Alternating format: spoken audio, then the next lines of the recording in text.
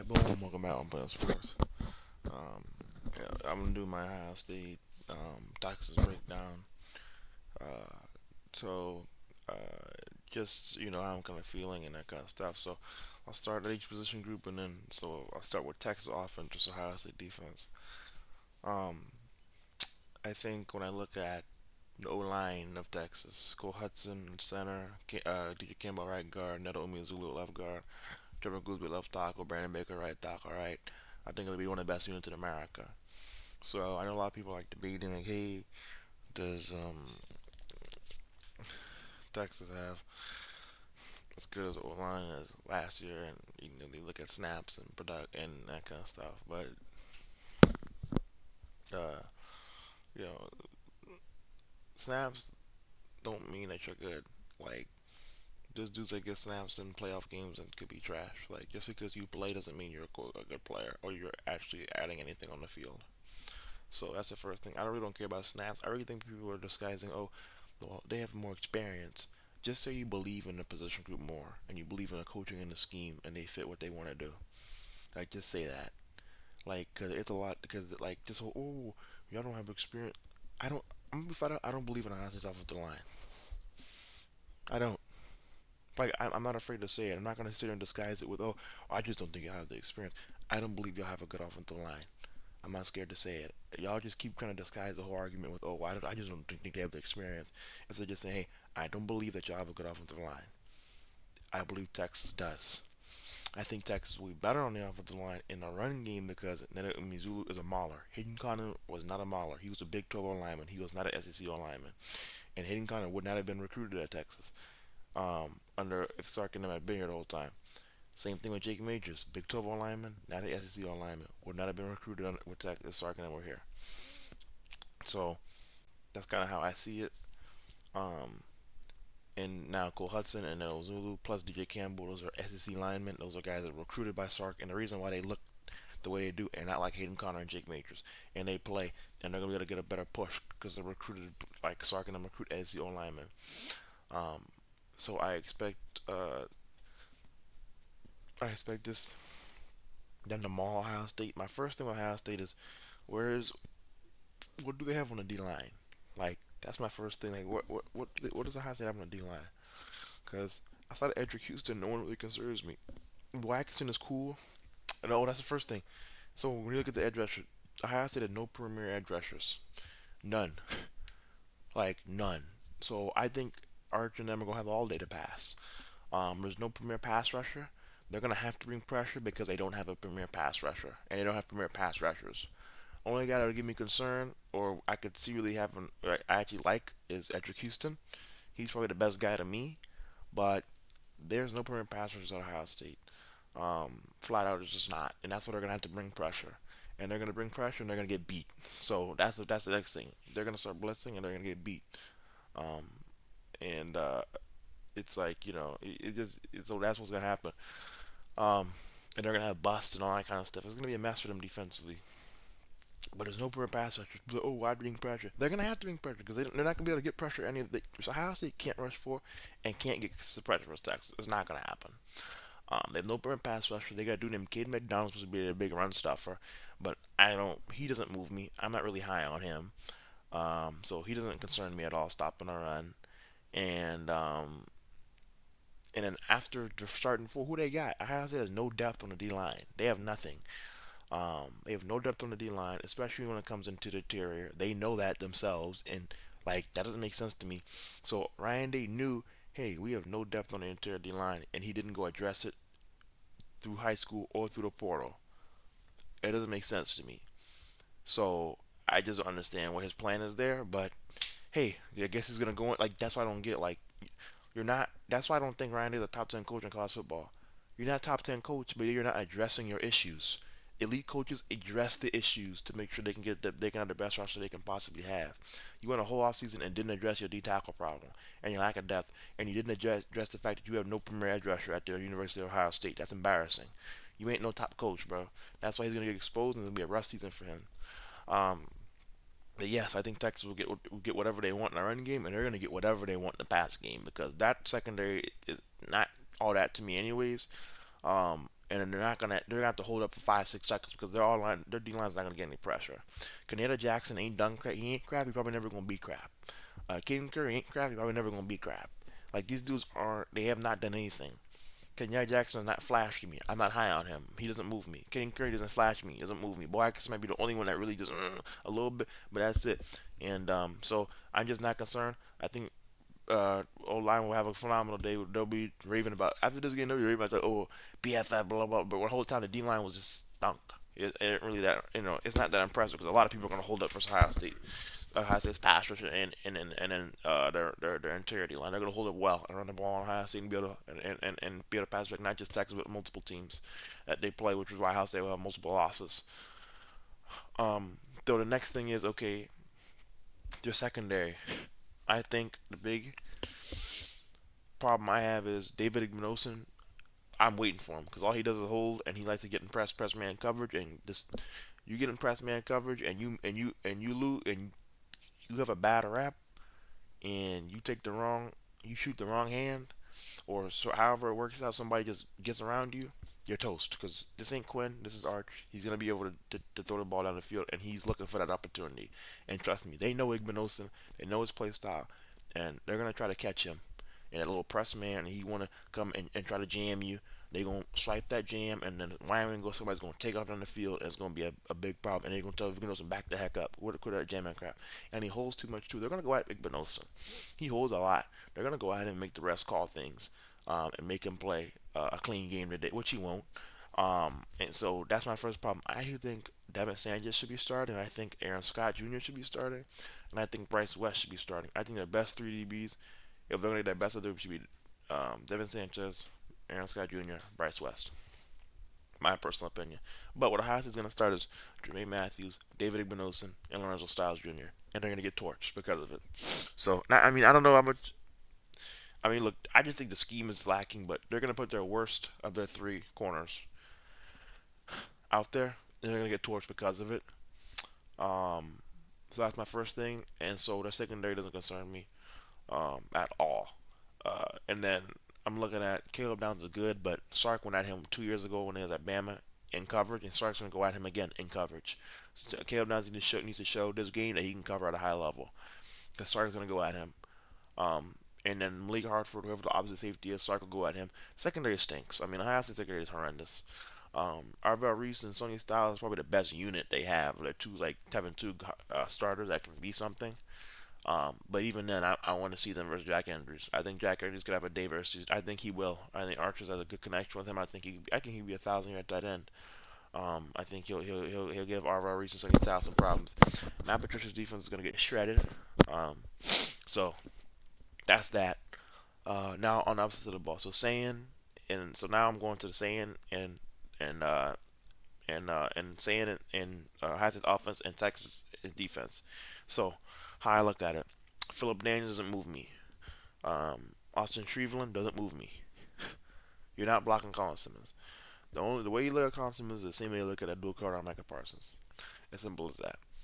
If you think Austin Shriveland was going, if you think anybody has to would be able to block Micah Parsons or Abdul Carter in college, then well, first of all, if you think anybody at Ohio State would be able to block Abdul Carter or Micah Parsons in college, they're probably a first round pick. So anybody blocking concepts in 4 quarters at a high level is a first round pick.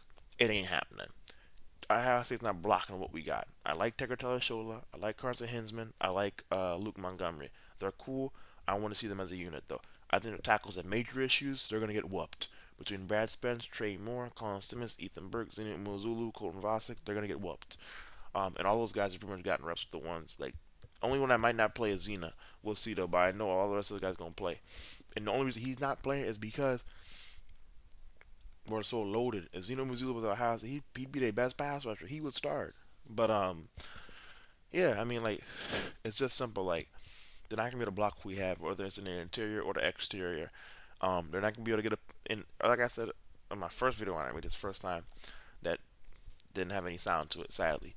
Um, the D tackles are going to be Texas D tackles will be big. The problem with the line is their interior could be good in the pass game. I'll give them that. They might have a little. They might be their strength. Their interior line can pass block, but they're not going to get a push in the run game.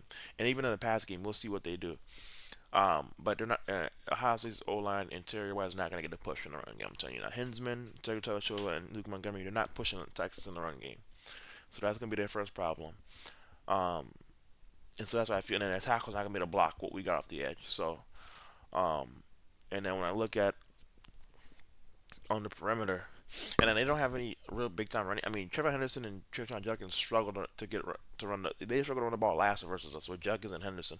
Why the heck would it change this year? Like it's not going to change. We like a real program does. We went and addressed the D tackle problem. We went and got five at the portal.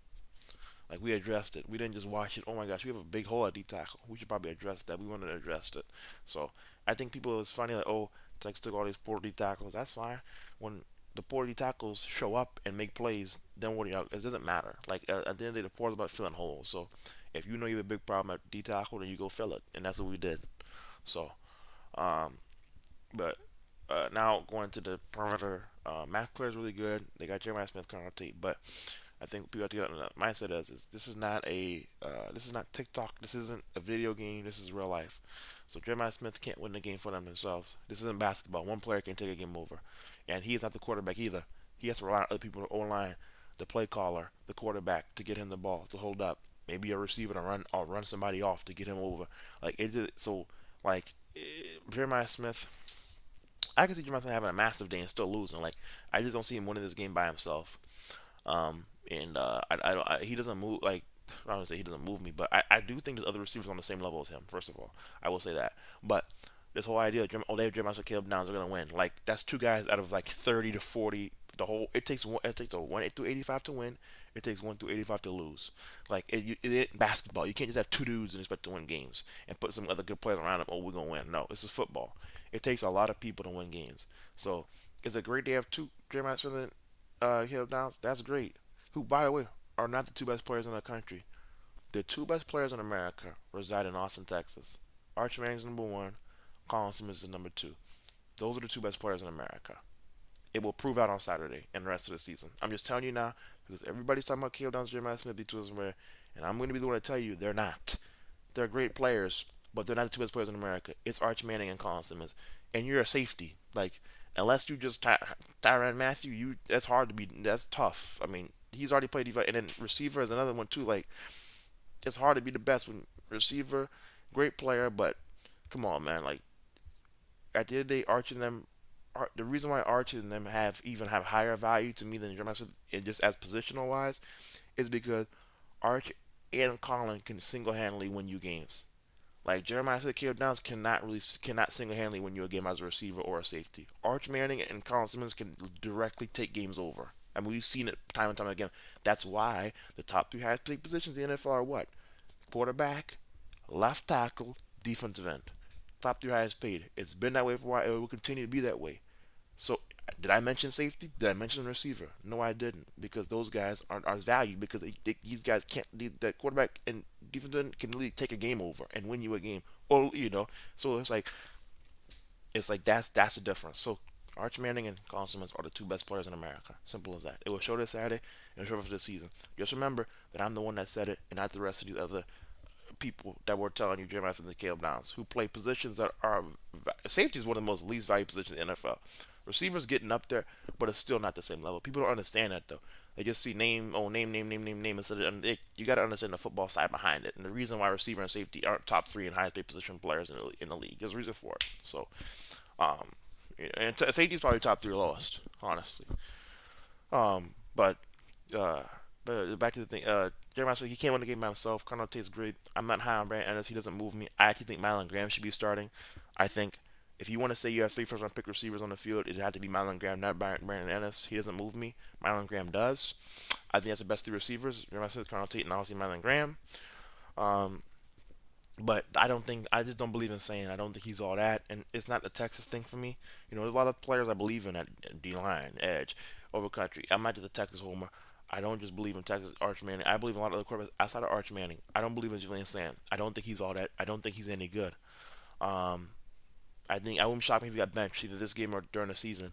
He just doesn't move me as a quarterback. It's one thing to look good and that kind of stuff, but when hits start coming, that's when when you're it's like it's easy to look good in practice, but Like you gotta have a certain swagger about you, stuff like that, to win at this level, and a certain confidence. And he doesn't exude that for me. He just looks like a lame. He reminds me of Quinn a lot. He reminds me of Quinn Ewers, where it's like he doesn't have the confidence, the moxie, the attitude, and he just looks like he kind of just out there. Like he doesn't like nothing about him exudes like yes I know I belong here, you know, and just doesn't seem like a type of guy that you can really get behind. Like I don't see him being a big vocal leader. Kind of reminds me of a guy that kind of just shows up, keeps his mouth shut, goes to practice, and then goes home. Like he just doesn't move me. Um, I am not high on Julian Sand. I think it's gonna be horrible for him this year. So that's mine. That's part, and that's why I think for my final score prediction, I'll probably say Texas 42 or 45, and I'll probably put Ohio State 14. Maybe it could be a zero too. Wouldn't shock me if it's a zero. I think maybe they score in garbage time. Like I said, maybe they get one early in the game, or they get a bus coverage and we blow a coverage and they get a touchdown.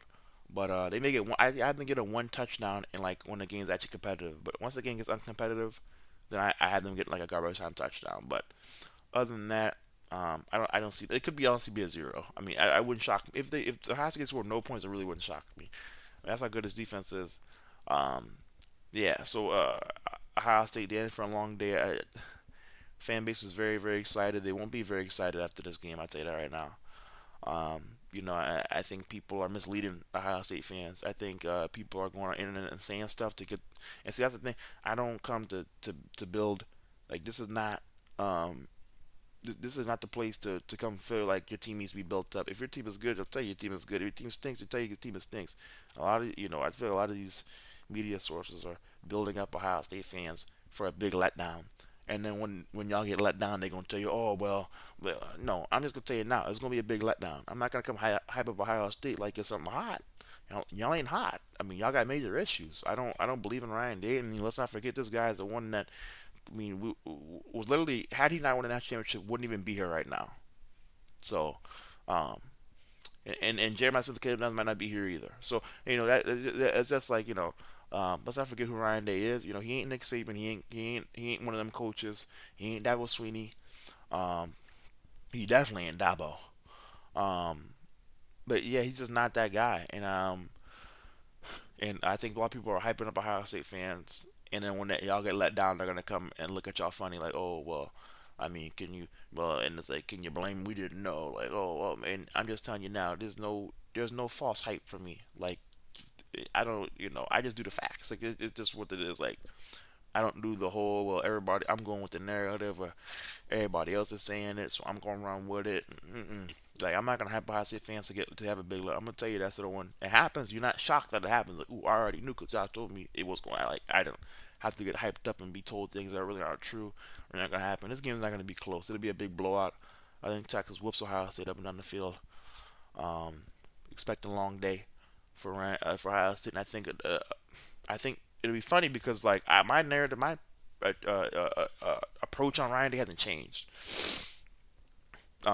So it doesn't change for me. For some people, they think Ryan Day is the best coach in America. I don't know how you could feel that way. I get how you could say that, but it doesn't add up. Like you don't. It's something people forget something called 1 year wonders. Like one year they have a really good 1 year, and that's in any part of life. Because 1 year wonders, and it's part of life. Like just people who are 1 year blow up, and then you just it's called a wonder for a reason. What happened to them? You wonder what happened to them. That's what it's like with Ohio State. People are gonna. I think too. Like they're gonna hype up Ryan Day. Oh, he's one of the top coaches in America. And the second he loses this game, man, Ryan Day. I mean, what happened? I thought no. You said he was one of the best coaches in America. Don't come criticizing his coaching. You said he was one of the best now, and when he starts having this bad season or he has a bad when he shows he's not one of the top coaches in America, which we knew already because if you watch the last 5 6 years with Ryan Day, you could see he's not one of the top coaches. Then they can come say, "Oh, yeah, well, Ryan Day, I'm not sure. Maybe." Well, no. You were the same one hyping him up. So like it's just that's what's gonna happen though. Come this time next week, that's what will be happening is damage control and trying to convince people about and that kind of stuff and going back on what they said and not understand what's really going on. Ryan Day is not one of the top coaches in America. Steve Sarkisian is the best coach in America. Simple as that. It'll show on Saturday. It'll show the rest of the season. So yeah, that's that's really about it. I mean, there's not much more to say. More just ready, excited for the game. It's it's itching at this point. You're so close. You just it's almost like Christmas. Um, it's like Christmas for adults, honestly. Well, especially for this game. I know everybody in America is ready for this game. So, um, but yeah, I think this would be a. I've not been excited for a game of this match with Texas since like probably like 2022, 2023 when they played Alabama with Bryce Young, or 2024. But 2024 when we beat Alabama, there are people. It wasn't so shocking. People had already kind of like had a, at least more people were open to the idea of actually happening. Like even if they had us losing, it was a close game, and people still have us losing this game and it's close. But it I haven't felt this way since that 2023 Bama game because it was like everybody think when I knew, oh my gosh, everybody thinks Bama's gonna beat Texas, and I knew like man that's not gonna happen. Like that's how I feel right now. It's like everybody thinks it's gonna be a close game, whether it's Texas or has, they think it's going to be close, and I just know inside I'm like, this is not going to be close. It's going to shock. The result of this game is going to shock everybody, and so that's how I felt going to the 2023 Alabama game. So I haven't felt this way in a while, especially about Texas, but I'm excited because Sark is going to shock everybody that he has a real quarterback now that he can do what he wants, and they're going to see Sark's real offense. So um, yeah, I think again Texas blows out Ohio State national TV from the whole country, and there'll be a lot of damage control with the media. A lot of people saying different stuff and kind of go back on what they said. And Ryan Day's no longer top coach and that kind of stuff. When I tell you, Ryan Day's not top 10 coach. So, yeah.